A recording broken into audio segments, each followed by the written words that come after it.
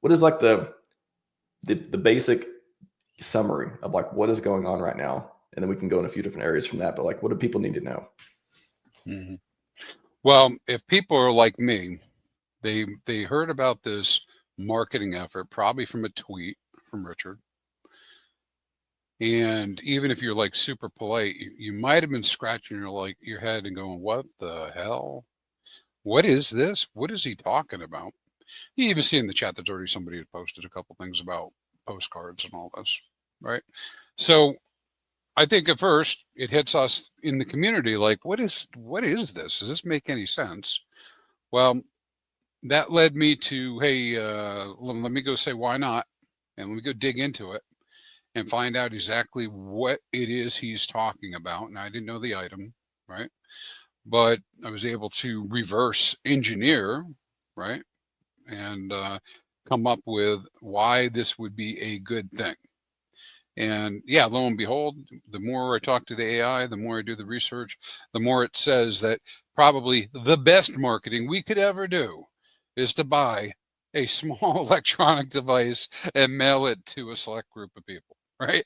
And so from a marketing perspective, where potentially there could be millions, but we know there's at least one container on land with 200,000 of these things, has the potential to reach 4 to 10,000 people each one, and to convert them in that way, because this type of marketing has a very high conversion rate, something like between 2 and 7%. Nobody knows for sure what it'll be. And so, like, all of a sudden, you're like, if you start thinking about this, you're like, well, this thing is going to get into the hands of 200,000 households. They're going to tell some friends. Each household has a couple people. That's 400,000 people in the households. Maybe they tell another friend, another 2 friends. Now you get 800,000 people that know about it. The people that get it are going to keep it. That's part of the logic of this, right? That's what the product that they picked is something that people are going to keep. It's going to be branded by PulseChain. And so potentially 3 times a day, they're going to see this branded item that says PulseChain. And after 1,000 of these, maybe 1,000 to 2,000 over 2 years of these impressions, a lot of people are they're going to at least know the name PulseChain. And that can be translated in marketing terms into real dollars, where, perhaps each person that gets onboarded, they come in with $500. I don't know. We'll see what happens. But, clearly everybody won't come in based on this stuff. But, some of the numbers that I ran for an extended campaign bring us well over 100 million TVL, being added to PulseChain. So that's the big deal. The big deal here isn't that for you and me getting a device. The big deal is for all these people who have nothing to do with PulseChain, don't know anything about it, getting the device and then going and asking, what is PulseChain? I could, is it fair to say there will be a call to action? Yeah, maybe on that. I don't think we talked much about that. What will be, so there's an electronic device, going to be mailed out to people and they get it. What is that call to action? Like what would be good things that they get it and like, okay, cool, I have this thing, but what do I do with it? Like, what does this mean? So quite frequently with devices like this, they don't do a call to action. It is part of the whole thing. Getting the thing in the mail it sets it up as a gift rather than an advertisement. And so therefore there is no call to action other than brand familiarity and the fact that there's a way to go look up the brand. Now, I could be wrong. I don't know. I don't know what's coming in this. Maybe they're sending letters with them too. I don't know. I haven't gotten one. I haven't seen a picture. I don't know what they're actually doing. But for the product itself, that's what it is. It's really classifying this thing. And here's the return on classifying it as a gift. People generally will keep electronic devices like this that are usable twice as long as anything else that they get, and usually over 2 years. Like, meaning the lifespan of each one of these devices could be around 2 years in each person's home that gets it. And why this came up the other day, shout out to What the Hex. I was listening to this yesterday, and great point by Steve from the PulseChain store too. And they all of them ripped on it for a little bit as well about why physical devices? Like, it is so easy to start a digital ad campaign. I mean, Richard, again, it's this God. Spam King stuff. Like, he knows how to do that stuff too. Like, why physical versus digital?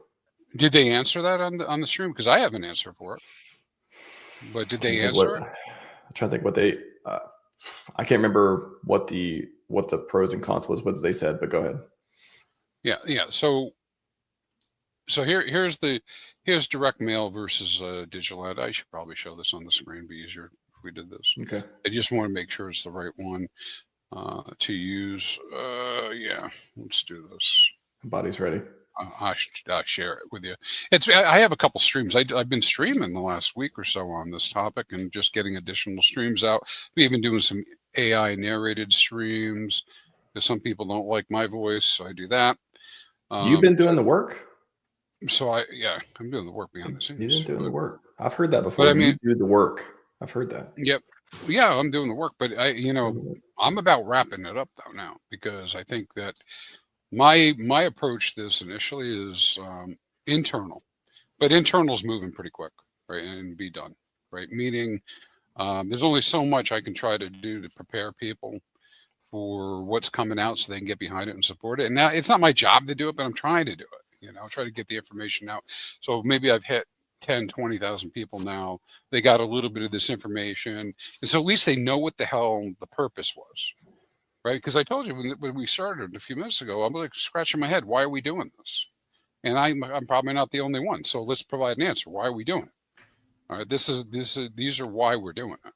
These types of reasons. So just kind of pass through this here. So the average response rate on direct mail is 4.4% versus ads, which ads I believe are less than 1%. So that's number one for why do the direct mail, 4.4%, right? I already mentioned that 80% or more of the people will keep it. All right, here's the other one, the cost efficiency angle. $20 to $80 per click is what the cost is for a crypto ad. Man, that's damn expensive. So you're getting, you get the impression and you get the click, and you got to pay $20 to $80 for it, right? Versus, putting thousands of the devices into individuals' hands, and you don't have to pay for each click. They're getting 3 clicks a day, man. 1,000 a year, right? And so when you start talking about the scalability cost-wise, it's like a huge difference, right? And then the typical direct mail campaign returns about $4 for every dollar spent. So I don't know what the C vans are costing, but let's just assume it's probably got to be $300,000 of a C van, right? So 4 times that. So every time they do a delivery, that's a potential of another 1.2 million potentially. I don't know the cost. People are asking for the cost because they don't know the device. If they had the cost, they might do a little bit of this marketing stuff. And so then the other point about it, this is another big giant point, is the way this is being done, you have to worry about Google decided they're not going to route it. Right? Deliveries door to door. That was the biggest thing when I thought about it too, which was there's no gatekeepers. Like, how much have we been gatekept? How much has PulseChain and Hex been gatekept by whatever platform you could say, YouTube, censorship and X and like, just imagine sign up for ads at some place or do something. There's like, yeah, we don't like you guys. It's like, that's again, Richard's ethos is like, he wants to avoid getting gatekept. He wants, to be in control instead of being controlled type of thing. Like, when I think about it, it's totally, that direct marketing, direct mail, anything to get around gatekeepers makes complete sense there. Yeah, it does, right? Because the people are going to get it in their hands. They don't even have to listen to any of the fudsters, right? I mean, eventually they'll get in front. Listen to the haters who get if any haters get the devices, that could be interesting to see. Oh, I'm sure we're going to get some haters, man. That's what I'm saying. But is this outrage marketing V2? It's not outrage marketing, but invariably there's going to be people that are just going to be hating on it anyways. And then you're also going to have people that are going to second guess. You should have done the money with this. You should have done this. You should have done that. But it's not their money, and they can't really control that, and this is a marketing effort. And I'm saying that of all the different marketing efforts that he could have put together, this is probably the best one that could have ever been created. I mean, I just think it ticks all the boxes, man. And so that's why when we start going with this, it's going to get, I think it can be off the hook. Now, who knows? You know, I don't know what's going to happen. But as an example, one of the case studies that comes up, you guys can look this up too. Go look at Dropbox and their approach. You know, they were able to 39x, 40x their community in 15 months. Now, Dropbox is a different thing. It's older. A lot of people won't even know about it. But, you know, there was a time when we didn't have cloud storage, and then these cloud storage companies popped up. This was one of them. And all of a sudden you had a place that you could do Dropbox, right? You know, drag and click and drag, you know, mega files, and be able to share them with different people. And they did a direct mail effort that got people in there. So Dropbox, they sent people direct mail of devices or something, and they were successful with the campaign. Oh, very successful, 40x, you know, versus crypto.com, which is doing pretty good right now based on the latest news and the pump in their price. But, you know, they paid $700 million for naming rights of a stadium. And that was not very sticky at all.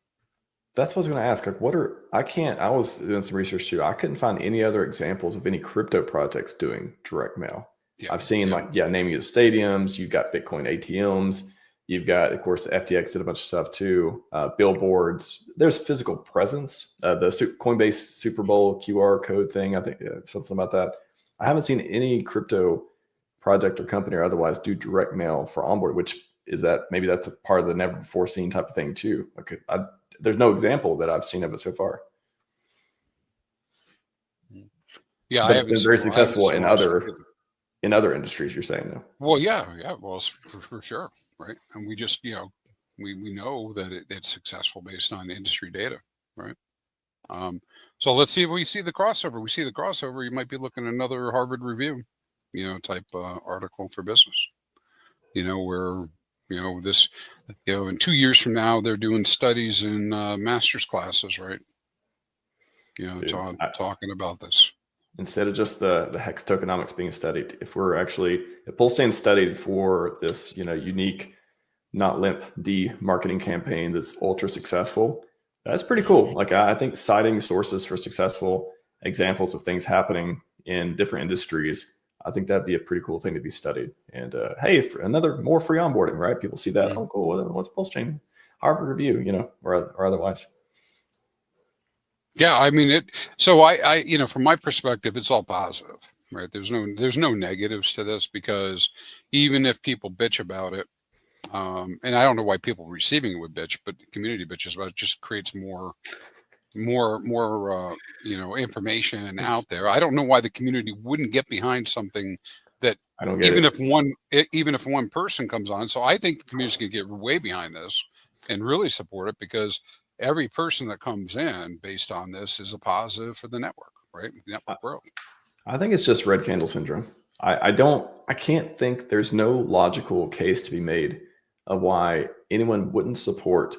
Not you, like no one is asking, like there's no like, hey, you need to give us some money to do marketing.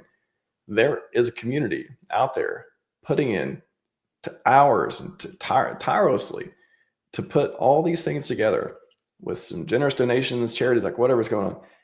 And all you have to do is believe that it won't be a big failure, I guess, which is hard to do for I don't know what reason. Like, what is it that people need to like be like, not even like just not negative about it? I don't know what it is. Like, you really think that it's going to fail in some way? Like, please tell me the thesis of how this could not be good for PulseChain. Right. Well, it is good for PulseChain, right? And that's why we need to keep re-emphasizing it. And because in a vacuum, you know, not getting information and not hearing about stuff, like people kind of get inside their own heads and they don't believe that, you know, good things can happen. They start going the other way, negativity. But with us working together as groups and as a community and talking about how marketing is obviously a really good thing, then of course let's support it. Let's go. But these are the reasons why it's good. Now,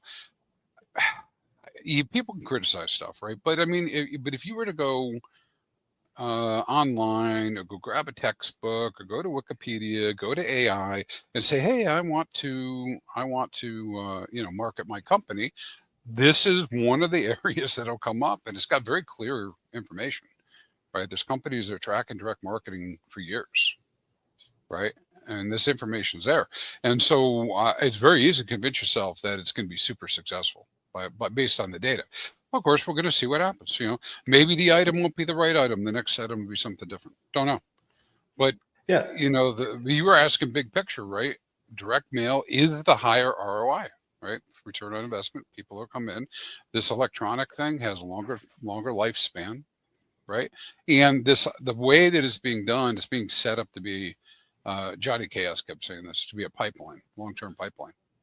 Now, don't know what that means for sure, but the idea, I mean, the estimates that I had done to come up with 100 million TVL was month over month, this month, next month, another month, 200,000, 200,000, 200,000, all going to different people, different households. And then not to mention you have the global effort that is just beginning to gear up now, where I know I'm not, directly involved in that part, but I mean, you have the UK, you have Australia, and a lot of other places where this will be gearing up as well.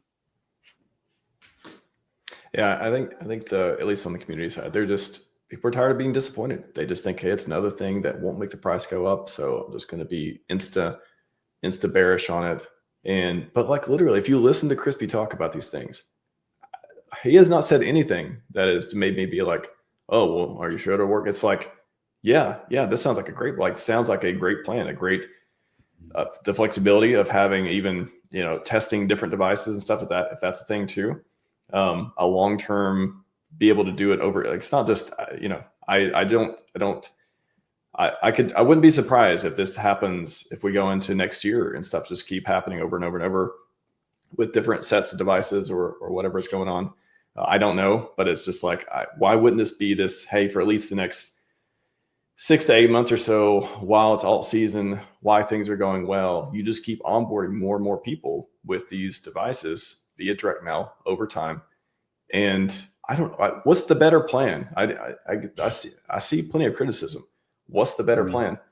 Mm-hmm. One point I want to bring up real quick to riff on is, this is a great one to talk about too, Trey Price. Thank you, Trey, for the comment. They don't know how direct mail works. People are getting something in the mail and instantly throwing money into it. It takes a lot of sending the same people or someone they know.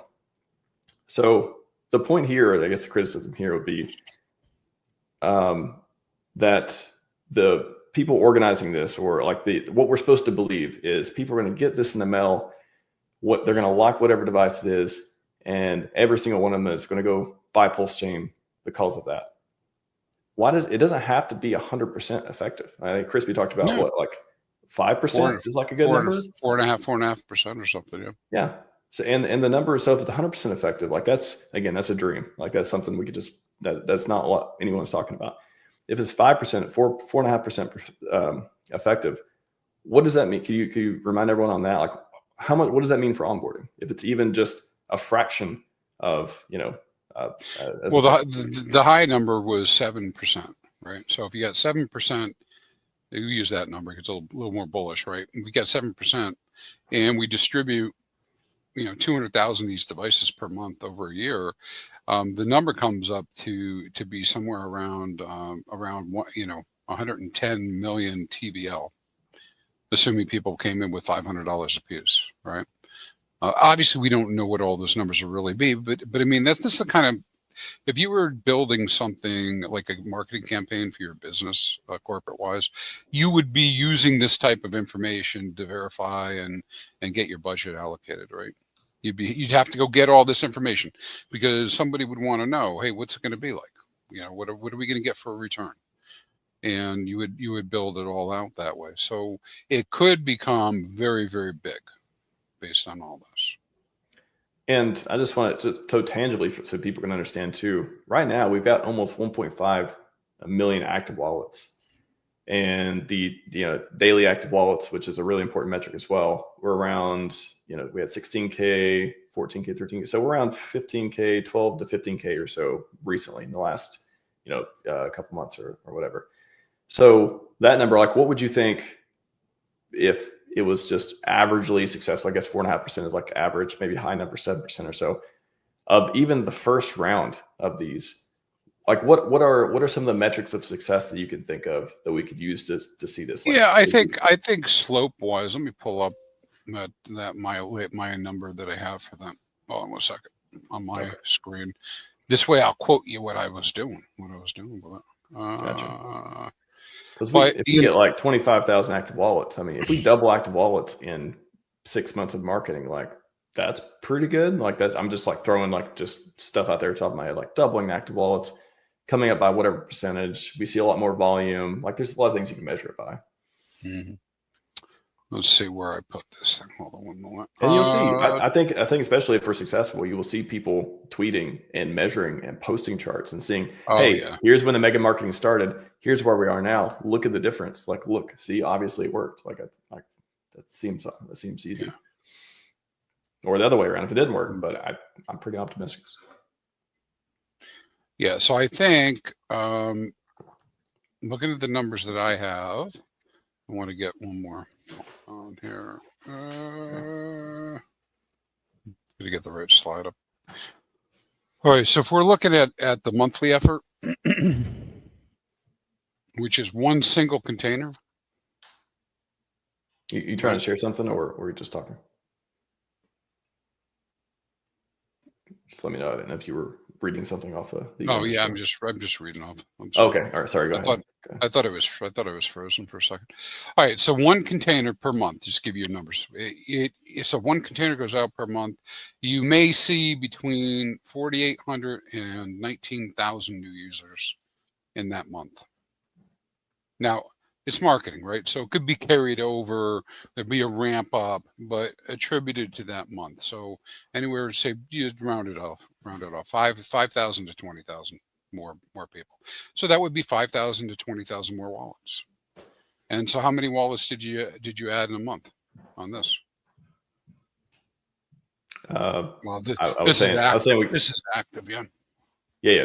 This is total active wallets. So if we go to total wallets, there's around almost 1.5 million right now.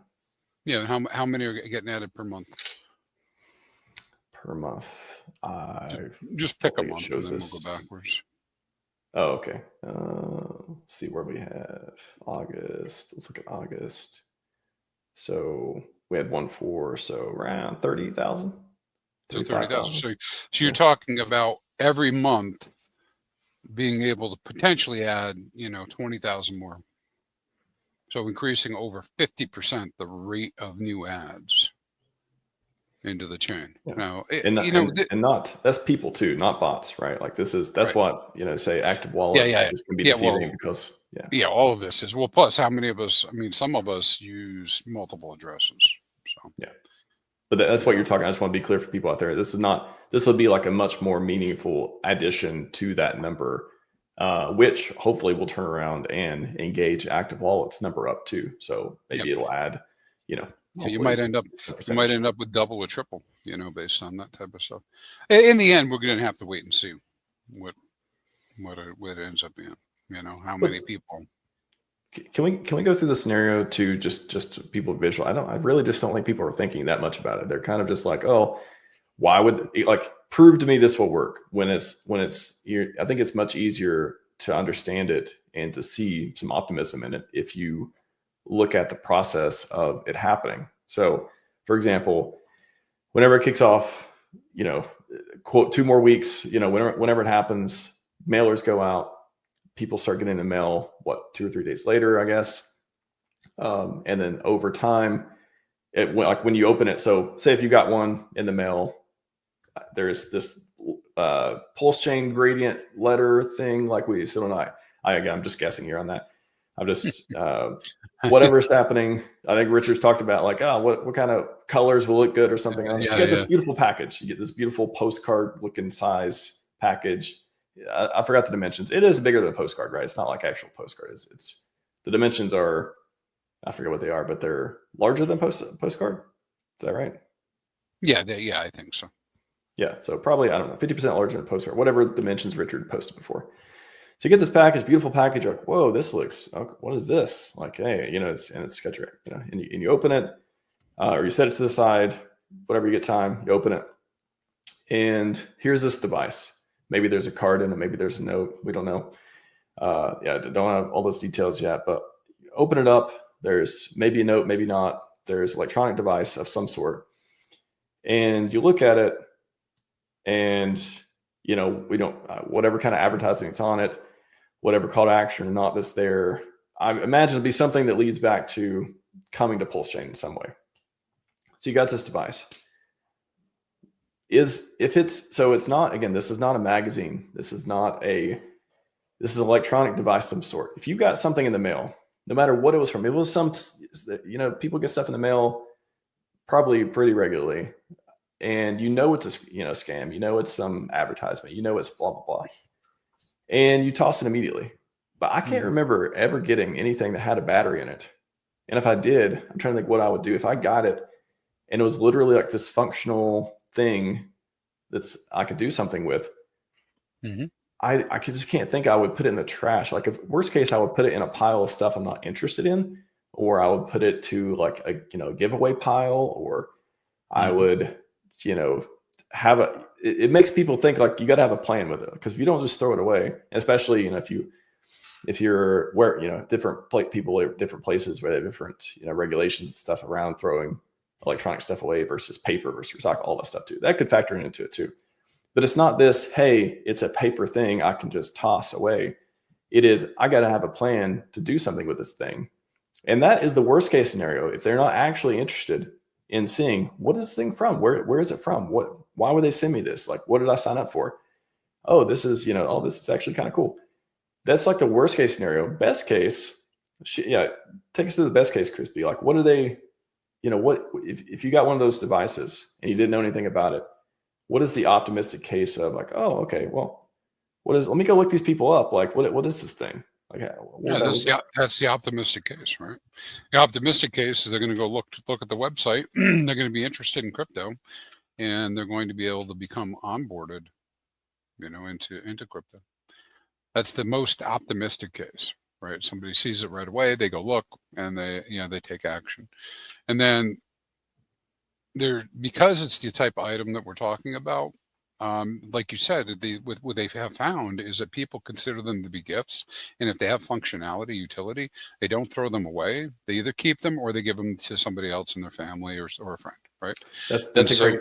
Sorry, one point on that. I think that's the gift thing, because now it just popped in my mind. Like, what if you receive something from a local automotive place, or it's like some kind of keychain or some sort of, like, not electronic device, it's some sort of just like thing that you have around the house that you would use and all that stuff. If you receive something that looks like it came from a business that is useful in some way, it's like immediately you're going to be curious about it, right? Like, if you don't know anything else about it, you never heard of it, you're going to be curious about it. Let alone if you already into crypto and you know something about it. And we could talk about haters posting pictures of it, asking how dare they, Richard talked about too, how dare they, send me this stuff. But like, just the fact that you receive a gift, I think that's very important. Everyone, imagine you receive what you perceive to be a gift. That is an advertisement, that you could frame it as an advertisement, but it feels like a gift. What would you do with it? You probably wouldn't you probably look at it at least more than once. But go ahead, Chris. Yeah, I think that's the framing of that is really good, right? That because they will think it's a gift. And now I don't know what the hell other people are thinking. Like, I see crazy people talking about hardware wallets being sent out. Would I like that? Sure, it'd be funny, fun. I would like one, but nobody loaded up a C-van full of hardware wallets loaded with crypto, right? Didn't happen, right? The C-van would never make it.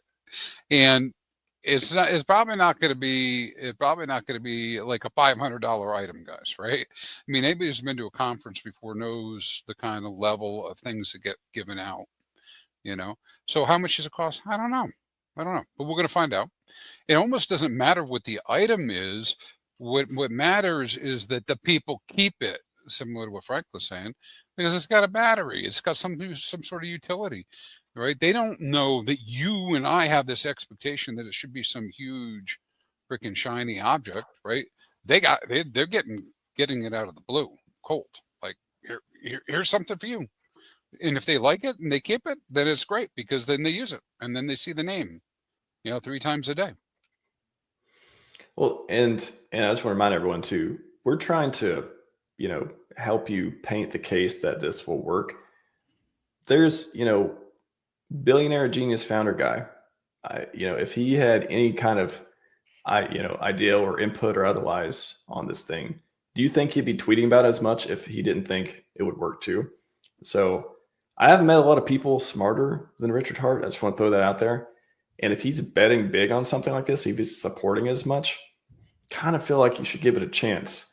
Even if you've been, holding and my bag's been down for a while. The guy, like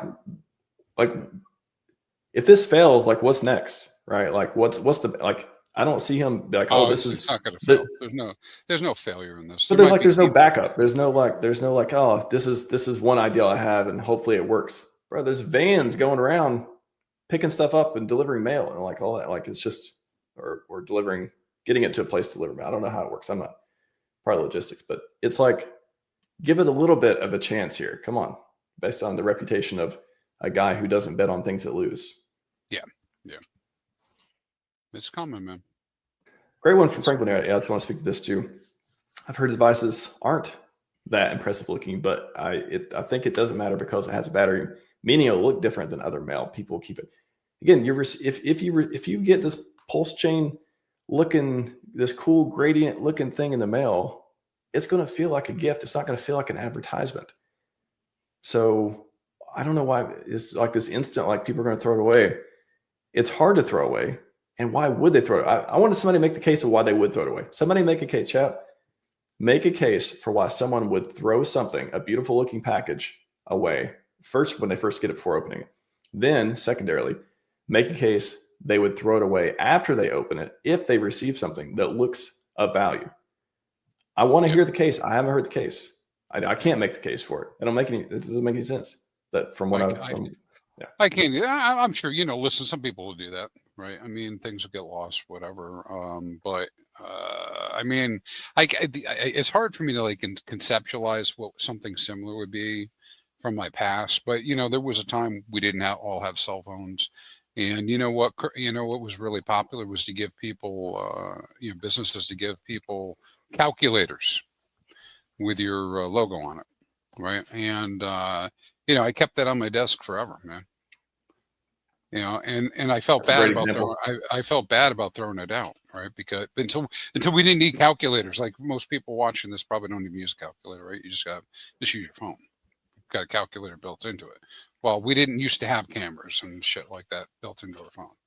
All right. So it's something of that type of utility, but yeah, if I had gotten that and picked it up, I wasn't throwing it out, but I didn't keep some of the other trinkets and stuff. I mean, how many pins can I take that are brand pins? I mean, I'm not working for TGI Friday, so, or whatever restaurant that still does brand pins and all this collection stuff. So, but yeah, I'm with you. It's all positive, man. That's another good one too from Trey. Simply, they don't know who it's from. I think speaking to why would they throw it away? I can't imagine getting a package, a beautiful looking. It's like what if Apple sends me a pack? What if Google sends me a package? And I know that's brain recognition. I know automatically trust because it's a known thing. I just can't imagine getting a package that looks like it's from a legit company or it looks like it's like this like nice looking thing. And being like, yeah, I don't care about that. I'm just going to throw it away. I cannot put that in the place of like going to be a common thing to do for people. Because again, if you feel like you're receiving a gift, you have two things that I think get triggered. One is you want to open it because you're curious. What is it? No matter who it's from, like, what is it? So the what is it thing. And two, it's almost like the reciprocity of like, oh, if someone gave me something, at least I, owe them the ability to take a look at it and decide what I want to do there. So maybe that'll be triggered as well. But I just can't imagine just like throwing away a beautiful looking package. Again, assumption, it's going to look beautiful. It's going to be valuable. It's Yeah. going to go to people who are not, who, I don't know if it's going to the wealthiest people. I don't know who it's going to, but I imagine that's probably a thing too, that it's going to be known to go to people who are going to make wiser decisions with gifts they receive in the mail. I would think. Yeah. Well, and I just zoomed back out on this. I told everybody as we did this one, right? I questioned whether this was a good idea. And everything I can find, if I approached it, maybe everybody didn't go to college or school or whatever, but if you approach it like you're researching a business, go check out what the numbers say. I mean, how else would you try to market, right? And so if there's a better way, come up with it and bring it out. But this seems like it's gonna be the best way to market. We don't know what the final results will be, but I think it's gonna be positive, and we're gonna monitor it and see, right? And with it, and there's something about quantity, being able to get enough quantity out there in front of enough people that you can spark something viral. And I, for one, am just saying that I'm going to support the effort, right? Actively, rather than just sitting around being like, oh, a bunch of people posting negative stuff. I'm going to answer and say, no, you're wrong about it. That this is, I mean, I guess you could just deny any of the marketing reports that are out there and all the rest, but I mean, they're out there for a reason. People in business are doing this stuff all the time, and they're spending millions of dollars. And this looks like a really good way to spend money. I think too that it's hard for people to wrap their head around it because it's never been done before marketing. Like this isn't something they've never gotten a gift in the mail before either. Like I can't think, I don't remember ever getting a shiny package of a gift from a place before. So I don't have an experience to map to it to tell you like the feeling of it, but I can imagine how I'd feel today. If you just imagine you get it from anywhere else, like literally, your car shop down the street, or some tech company sends you something, whatever it is, it's like, it's not going in the trash for me. Like, I'm like, okay, I'll open it up, I'll look at it. Okay, it's this branded thing that I'm not interested in. Okay, I'll throw it. I'm not the average person though either. So I'm probably less curious. I'm like more have a avoiding spam mindset type of than most other people too. So I have to like be a little flexible there. But I would at least be curious about it, and I'll at least feel like the need. I'd be compelled to take a look into whatever it is. And literally, even if I don't like it, I would probably still Google the name. Oh, PulseChain. I would Google the name, whatever it is, if I didn't know who it's from, and just be like, are they sending these devices out? Like, what's going on? Like literally being skeptical. We could get people in who are skeptical just because they're curious about what the hell this thing is. Like the possibilities are endless with this stuff. Like come on, everyone. Like just the words we're saying make sense, right? Like they make sense. I feel like they make sense, Crispy. They make sense to me, dude. But it is, marketing's always a risk anyways. I mean, you never know what the final results will be, and we're just going to have to monitor it and see. And see what happens. You'll see it in the numbers. It'll be hard to kind of like quantify it, because I don't know if they're actually doing QRs that will track individuals and that type of stuff. And maybe they are, but it'd be good to get some metrics. Because you have the kind of metric. But I mean, it's again about getting deeper into each person's mind, into their heads, and doing it repetitively, and then being able for them to be able to cross-reference it. Like, dude, nobody, even when we go back to 2017 or so, I think that's when this happened. Nobody was talking about XRP, right? And I'm in XRP. I knew about it, and I've got it, right? And all of a sudden, my cousin's like calling me on the phone. You see CNBC? They're talking about this great new thing. He wouldn't talk to me about Bitcoin, right? But he was like, they were talking about XRP. And all of a sudden, you put two and two together, and just because it was there. And so imagine one of these people sees PulseChain, and then they just happen to be watching, television, and somebody talks about PulseChain. Holy crap, right? It's Richard before the troubles, right? He got onto Fox News, didn't he? I don't think Charles campaign. I remember that. Yeah. Right. I mean, so all of a sudden, two and two together, right? I mean, there are a lot of degens out there in TradFi, man. they're watching these shows to decide what they're going to buy the next morning. All right. So anyways, there's a lot of opportunity. There's a lot more money in the world than we could ever put into PulseChain. And so it's a matter of getting that information out. Great comment here from Suzy Q that I think brings up a good point. You keep it until you figure out figure it out, and that takes months. It made me think of, even if, so let's assume, I don't know what percentage to assume is a good percentage that won't be thrown away immediately. Well, I say it's high, but won't be thrown away even over time. That's not even something you need to worry about. I mean, even though they do track it and they say that 80% of the people keep them. 80%. There you go. That's so 20%. Even though they say that, what really matters is the conversion rate. Yeah, the customer acquisition. Well, the point I was going to make on this is that even though they don't get rid of them, they may sit there for a while. They may be given, a friend may be come by, oh, what's this thing? I don't know. Yeah, you want it? I get, and then boom, they just onboard somebody else perhaps too. Yeah. Well, let's make a new term. We'll call it legacy marketing. You send stuff to boomers so they give it to their grandkids. How you doing legacy marketing? Right? Yeah, there could be a lag effect on the chart. There could be the number could go up over time, and because of that, it doesn't mean we're going to see the numbers immediately. It could happen over time because of passing it around stuff. Yeah, exactly. Well, I think as we get closer to this 2 more weeks, I think it'll be sooner than 2 more weeks, but I'm about done talking to inside the community about it. I don't know what else I personally can do. I got streams up. I spoke to you. I spoke to these other shows. Other people are picking up the mantle. They're grabbing the information, sharing it out too. So I'll be focusing on switching over to streams for the new people to pick up the products. That's what I would encourage others to do. Get yourself educated about what this effort will be. Soon we'll know the item, and then you can start reaching out to people about, if you're a streamer or something, right? Do streams about, so you received this electronic device from PulseChain. What's next? And bring them in, right? And help them out. And I know there's other people like Tam and I know you and, RG3's talking about it too. Is like, when they come, how do you help them? Yeah. I mean, maybe we got to start going to the town square, like physical, set up booth instead of debate me. Yes, debate booth be fun too. But PulseChain stores, supermarkets like the Girl Scouts selling cookies out there, but we got a PulseChainHex.com booth. Traditional. What if we go real traditional marketing?